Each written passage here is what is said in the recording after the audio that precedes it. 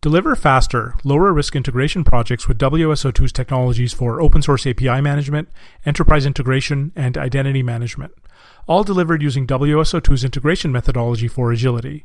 Learn more at WSO2.com.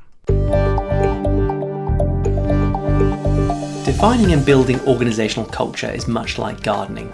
You can't force things, but you can cultivate the right conditions for growth. Often the most effective strategy is to clearly communicate the overall company vision and goals, lead the people, and manage the systems and organizational structure. When trying to define organizational structure, many organizations have separate technical and leadership career tracks, and employees can often switch between these as their personal goals change. However, this switch can be challenging, particularly for engineers who may have previously been incentivized to simply solve technical problems as quickly and cleanly as possible, and therefore an organization must support any transition with effective training.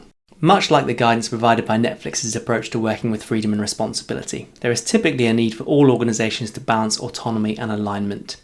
Managers can help their team by clearly defining boundaries for autonomy, and it is also valuable to align teams to the goals within the organization's strategic objectives and values. However, an organization's stated values can differ from the actual culture, and this is more about the behaviors that you as a leader allow, encourage, and stop. Hello, I'm Daniel Bryant, co-host of the InfoQ podcast, news manager here at InfoQ, and product architect at DataWire. And I recently had the pleasure of sitting down with Pat Kuar, chief scientist at N26, a challenger bank based out of Berlin. Pat has a strong track record in software architecture and technical leadership, having spent 14 years previously as a consultant in ThoughtWorks, and he's also written several books on the subject. In this podcast, we discuss a holistic approach to technical leadership, and Pat provides guidance on everything from defining target operating models to cultivating culture and supporting people in developing the career they would like. There are a bunch of great stories from Pat, several book recommendations, and many additional resources to follow up on too. The following podcast was recorded live at QCon New York, and so apologies for any audio issues.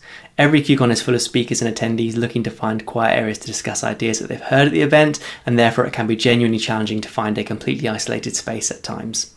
Hopefully this won't detract from your listening experience. I've known Pat for many years now, always enjoy picking his brains on everything from software architecture, setting organizational goals, and team leadership, and so I'm keen to share his ideas here. So I'm here with Pat Kuar at QCon New York.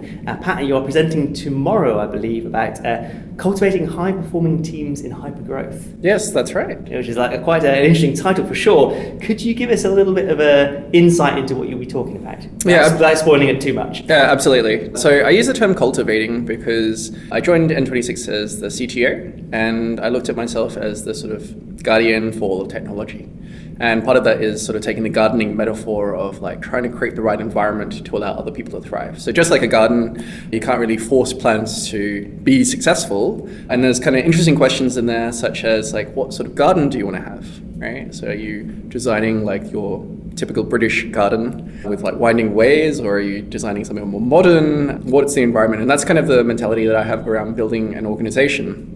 So my philosophy around sort of management and leadership is you lead people and you manage the systems and structure. And so for me, I wouldn't be joining each team individually because, we're quite a large organization and we're going to grow even further. And so the idea behind it is what can you do to cultivate the right environment so that other people who are working in that team have the best chance of success for them to be a high-performing team.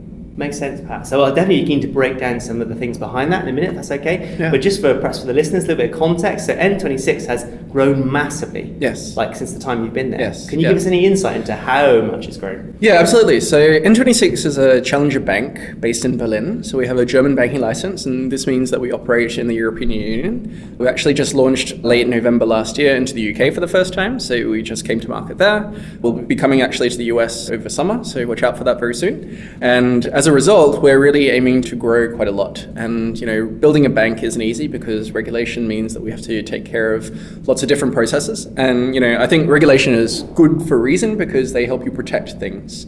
But one of the reasons that we've had to grow quite a lot is obviously we have a lot of things to do for lots of different markets, and we want to try out more hypotheses. So we want to sort of be able to sustain the products that we have in the markets that we have, but we also want to experiment with more things. And obviously having more people who can develop maybe different products in parallel or work on more infrastructure and help us scale really help. To answer your question, to give you some numbers about where we have grown from and where we grew to, I joined in about September 2017, so it's almost about 2 years. In terms of customers, we had 450,000 customers when I first joined. Just recently we announced that we have 3.5 million customers across all of Europe. So that's quite rapid customer quite a scale growth. up, isn't it? Exactly, yeah. And from employee growth, so when I first started, excluding customer services, I can't remember exactly, but we were about 350 people as a total company. Now we're about 1,300 people. And one of the interesting things, particularly for technology, was I really needed to help grow that even faster than other parts of the business. So one of the interesting things that I observed when I first came in was, in a tech company, you kind of expect a good, healthy ratio between other parts of the business. But everyone who's ever tried hiring engineers knows that it's a difficult market to hire in. Yeah. And so we were able to hire, project managers, business people much, much faster than you could actually engineers. So we had this kind of disproportionate ratio of people with ideas and not really the builder ability to sort of, be able to turn these ideas into reality. And one of the benefits that I had was really trying to manage expectations of the leadership team. I'm trying to say, we need to scale this in a good ratio. We're already a little bit behind. I'll work on sort of growing technology. And as the whole company grows really rapidly as well, we also have to do that as well. So it was playing a bit of a game of catch up as well as trying to grow with the business. Can you give us any tips or tricks for how you recruit? Because I'm thinking these days we see people at meetups, pitching the business, we see people at conferences, hence we're here. Yes. But there's many other places, I'm guessing, you're trying to build your brand. Yeah. So I think, my philosophy about recruitment is companies can offer certain things because it's the type of business that you're in or it's the type of opportunities that you can provide. And, I think today everyone has the option of lots of different things that they can have. And for me, recruitment is like a two-way street. It's something about letting people know what you can offer, but also trying to find out if what people offer is a good fit for that. So I believe, you have to pay competitively into market, but I don't think you win people over by paying the best, because anybody else will then be able to offer much more, right? So what I think is more unique is actually about trying to create something that allows people to align to their own personal goals and interests. This is actually something that I talk a lot about in my leadership training that I run with lots of different people, is you're always trying to find what sort of opportunities do people want to have to allow them to grow, and to try to match that as much as the environment can allow you to in that area. And so my philosophy around recruiting is sort of trying to be very transparent about where we are as a company, what are the opportunities for growth or impact, and it will hopefully then attract the people who want to have that opportunity or impact, right? So trying to be just very clear about what it is. And for us very early on, it was actually, and I mean, it still is as we're continuing to grow, is actually to better shape a lot of the processes. So one interesting thing about hypergrowth is that, things can seem very chaotic, but actually it's a really good opportunity for people to step into leadership opportunities because, there are so many things that need taken care of, and all you need is everyone to sort of pitch in and say, hey, actually I want to own this topic, I want to take action on it, own it. And actually it's a great opportunity for people to shape a process and say, here's how we want to deal with this systematically and have a big impact across the organization. So there are some concrete examples. Yeah, very interesting with that. I've seen people like Camille Fournier and other people talk about the sort of challenges of, say, upskilling and developing leaders within the company. Yes. Often companies have the IC, individual contributor track, and they have sort of a management leadership track. I mean, I know you're sort of super early in this journey, but have you looked into anything like that? Yes, quite a lot actually. So one of the things I'll be talking about in my talk is a target operating model, and part of that was actually introducing different roles. And part of that was also then starting to talk about how do people grow into those different roles. And as a company overall, and this is a normal thing when you go from early stage startup into a bit more of a maturer company, although I mean we still need to mature in lots of different ways, is what they typically call a sort of leveling framework. So this is something that allows us to understand what we call a head of in one department is the same as a head of in another department. Because what typically happens in a startup is that everyone goes, oh, here's a random title, whatever, and then suddenly you're talking to a director or a VP and nobody really understands what these actually mean. And so an important journey that we've been on as an organization, not just in technology, was actually trying to get a good understanding of the levels across different departments. And then when we had those agreements about what those levels should be, so a director means this in all departments, in terms of impact or responsibility and accountability, then we could actually map that. What does that mean in technology? And so we've gone through that process and we've kind of defined a couple of different tracks. We talk about I have an article where I talk about the trident model of career development. So in the US, I think they talk about 2 tracks, so IC and management. But actually, I don't think a lot of people who talk about higher levels in an IC are really IC. So typically they're principal engineering, architecture, sort of technical leaders. And this is where actually you expect IC people to have strong leadership skills, typically in a higher level in a 2-track model. And in a trident model, I kind of separate this. So I talk about management, which is roughly more accountable for people hiring, culture, delivery of sort of projects. We talk about technical leadership, which is really about strong leadership across the organization. So an example of that is we have a principal engineer, and one of the roles here is really trying to align on technical decisions that need agreement across many teams or organization. Right, so it's not a pure IC because they're not doing anything themselves. What they're trying to do is facilitate the conversation across many different technical groups or leaders to help get alignment and consensus around a particular direction. So that's a very strong technical leadership track. And we're sort of slowly developing the IC track. I don't think a company our size needs a lot of people at a higher level in IC, but one of the roles that we introduced is actually a staff engineer.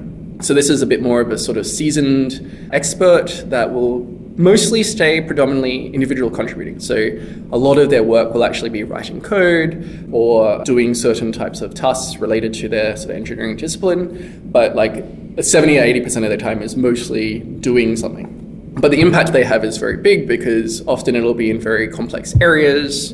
It's highly maybe performance intensive, maybe it's super complex. So, dealing with a whole bunch of different types of services interacting with each other and being able to triangulate where is the performance problem, right? So this is like high value, high impact, but it's mostly IC. And so this is where we kind of talk about 3 tracks. And I will like to say they're not completely exclusive as well. So, I think it's healthy actually that you have people that move from technical leadership to management and backwards.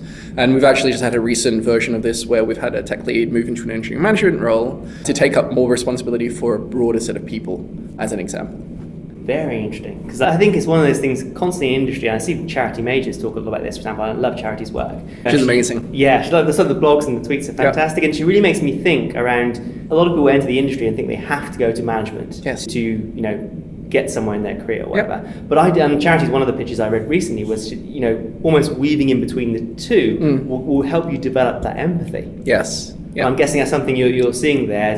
But I suppose there has to be some kind of framework for bringing people back into the tech world, as in their skills maybe a little bit rusty. I know personally speaking, if I don't code for 6 months, when I come back to coding, I'm rusty. Yes. So I'm guessing there has to be some kind of framework or allowance there.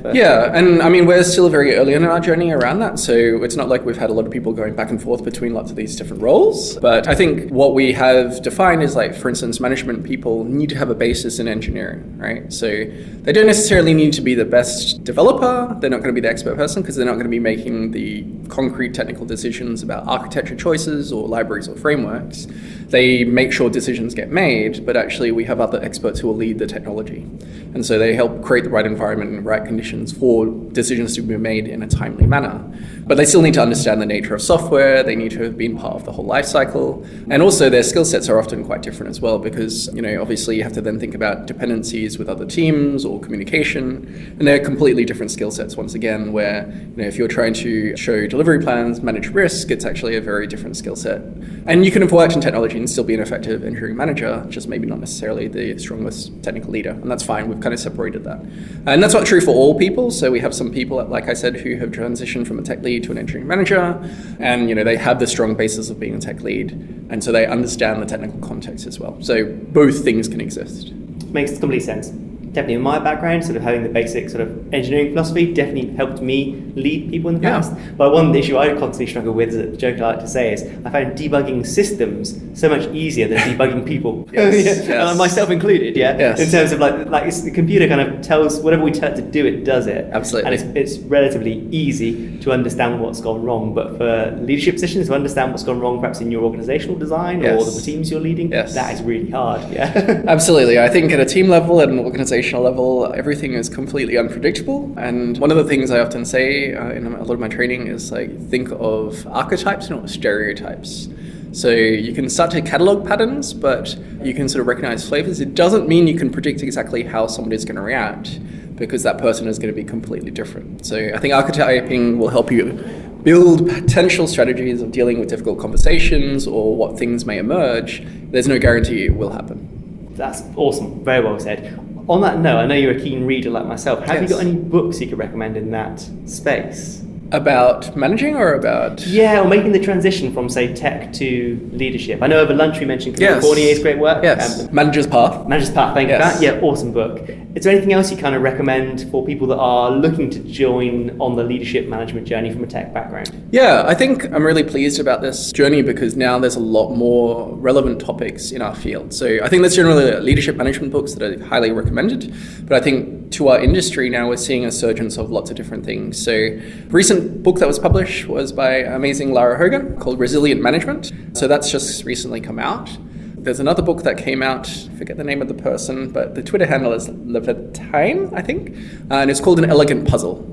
And then there's another great book written by Oren, I don't know how to pronounce his last name, Ellen Bergen, I think, who talked about managing snowflakes. So the analogy of every person is a snowflake, therefore you have to think about that. And my personal contribution of like talking with tech leads, which is helping people move from being an engineer to actually a technical leader. Brilliant, thanks Pat. Now I'll definitely come back and I wouldn't mind to pick your brains on your book actually a little bit later. Of course. Coming back to some of the things you mentioned there which I was really interested in, I've chatted to some folks from Netflix and one of the things you always hear of Netflix is this notion of freedom and responsibility. Oh yes. F&R. Yes. Yeah? But they are super aligned. Yes. Whenever I've chatted to Netflix folk, they understand the vision, they understand the values, but they've been doing it a bit longer than perhaps say like N26. How do you go about establishing vision, values and communicating that? Yeah, it's a great question. So we have company values that have been there from the beginning, but like all things, I think there's a difference obviously between what's stated and the culture. So I don't believe that culture is something that you sort of write down and it happens.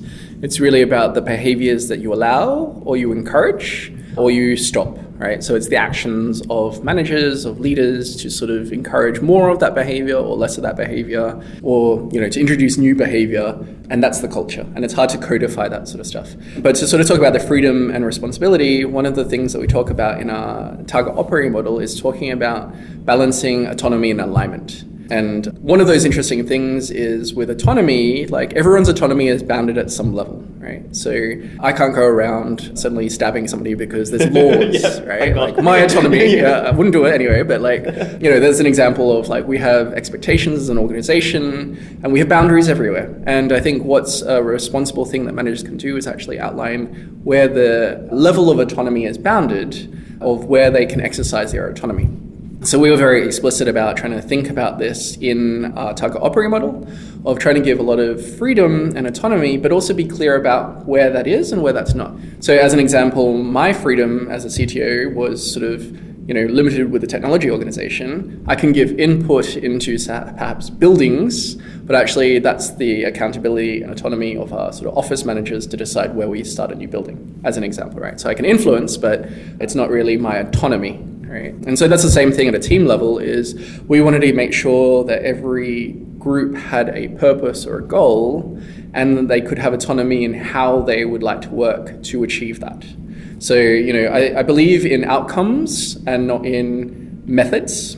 And so, you know, when we talk about, say, Agile in our organization, we are not saying prescriptive Kanban or Scrum or XP. We want people to, you know, demonstrate good principles of Agile. So frequent delivery, automated testing, the continuous delivery principles, that they're cleaning up code, that they're thinking about architecture and design. We don't want to be prescriptive about how they do that. So we want to be prescriptive about the outcome, but how they want to do that is not really up to us. So this is where we talk about the autonomy, is that, as an example, you know, all people need to have some level of automated tests. If people want to test drive it, that's their team choice, autonomy.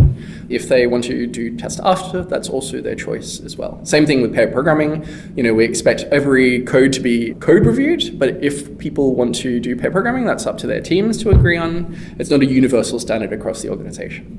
Very interesting. Something I picked up on there that was very interesting is you mentioned about influencing. And I'm guessing that itself is a set of skills. Yes. Could you give us any insight into perhaps, without giving away too many of your secrets, I guess, but could you give us any insight into how do you influence say, your peers or even people sort of in the chain above and below you? Yeah, there are so many books on this topic, and this is probably a whole podcast of itself. Nice. For the future, yeah? Yeah, absolutely. I think I've had a lot of benefit of practicing and influencing as a consultant. So I worked for ThoughtWorks for about 14 years.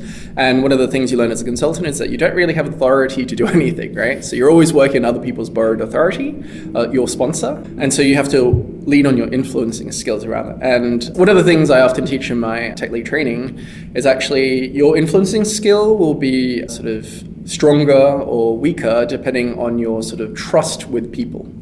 And so I talk about the metaphor of having a piggy bank of trust with each person that you interact with. And the bigger that your piggy bank of deposits of trust are, the more when you ask a favor or you need something, you will take something out of that.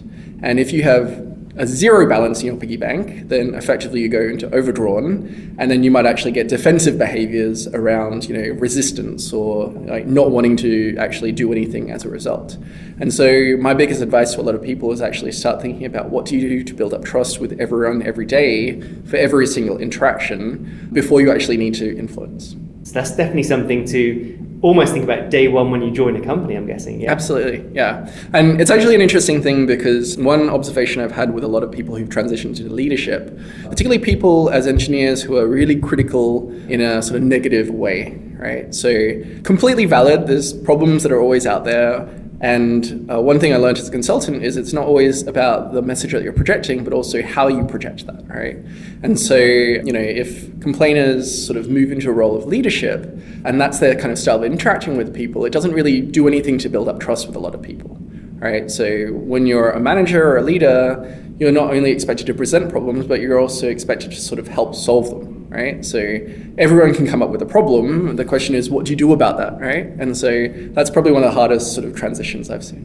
That leads nicely onto something we covered earlier on. So your book, Talking with Tech Leads, right. I read that a while ago now. Thank I you. really enjoyed that.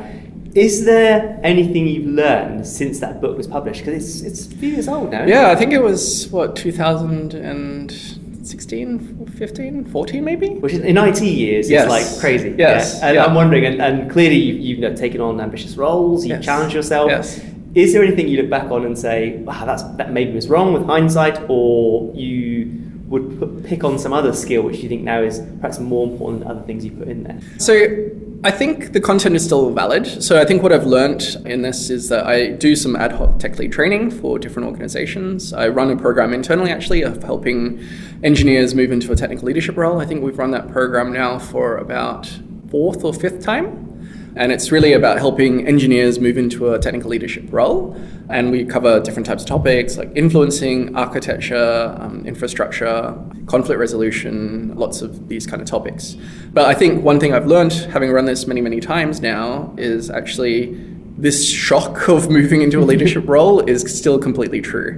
And part of this is because as an industry, we don't actually recognize that it's a different role with fundamentally different skills with little overlap. The common overlap is, yes, it's technical and people are programming, but actually there's a whole bunch of skills for tech leads that we don't often prepare people for when they move into that role for the first time. And so there's a big shift in expectations of engineers thinking, I get to be the person that makes all the decisions. Actually, not anymore, because you have a whole bunch of people who are highly intelligent, willing to learn, who want to solve problems, and they obviously won't want to work for you if you're making all the decisions, right? So you actually have to take a bit more of a servant leadership approach, and that's a very difficult transition. And once again, you need to build leadership skills, you need to build architecture skills, and depending on the people and their experience, it's often such a big leap. Now, I often kind of still describe that that's probably the biggest leadership hurdle for technical people compared to other people who transition into a leadership role. The reason is, if you think about people who are in, say, marketing or people team, is that they naturally have to work on conversations, influencing, relationship building as part of their daily job. And so those skills naturally translate into a leadership role when they step into that. But if you think about working in a software team as an engineer, influencing, conflict resolution are not necessarily skills you get rewarded for. Hopefully collaboration, still being able to be a good team member, but actually that doesn't necessarily translate directly to leading. So the hurdle is even further because we're often focused on rewarding people for how well they've solved a problem, for how elegant their code is, for how creative they are at actually making a problem very simple. Interesting. I remember reading a bunch about sort of perverse incentives. It can be very easy to set that up because you're rewarding people in an IC role just to accomplish tasks, as efficiently as possible. Yes. And the computer doesn't really care, doesn't really have feelings, kind of thing, but people clearly do. Absolutely. Everyone has feelings. Very challenging to manage. Yeah, indeed. So final question, Pat. We talked about you were talking with tech leads, but of course, other great book from yourselves with your colleagues Neil and Rebecca. Yes. ex-colleagues from ThoughtWorks. Evolutionary Architecture. Do you find yourself using that one in your day-to-day jobs now? Yeah, so I talked about this very early on when I first got to N26, and what we've tried to encourage is a notion of making our system constantly changeable. So I think the exciting thing about moving from consulting to a startup is by the nature, everything changes, right? The industry we're working in, banking and finance, is constantly changing. The technology sets are constantly changing, and our product needs to respond to customer feedback. And so we actually need to change our product, the services that back that product, and the organization that needs to adapt to that product change as well, right? And so I think that's a good mindset that actually works already quite well with the building evolutionary architecture kind of philosophy. I think one of the harder things that we haven't been able to do, which I would like us to get better at, is actually implementing a lot more of sort of the automated fitness functions of what we were talking about. So we have a number of those things embedded into our continuous delivery pipeline, but one of the challenges, like in any technical place, is working out how do you invest in sort of technical infrastructure and balancing off with product full feature things that are responding to customer needs. And so that's always a delicate balance to sort of manage. But we've got some good practices that allow us a lot of safety, a lot of feedback to be able to change systems. And from that side, I'm kind of happy from that side. We could do more on the automated fitness functions, but you could always do more. I agree. Right. Yeah, knowing when to stop is super tricky as well. Nowhere is perfect. Yeah, exactly. Awesome. Pat, thank you very much for your time. Really appreciate it. Thanks for having me. Nice talking to you.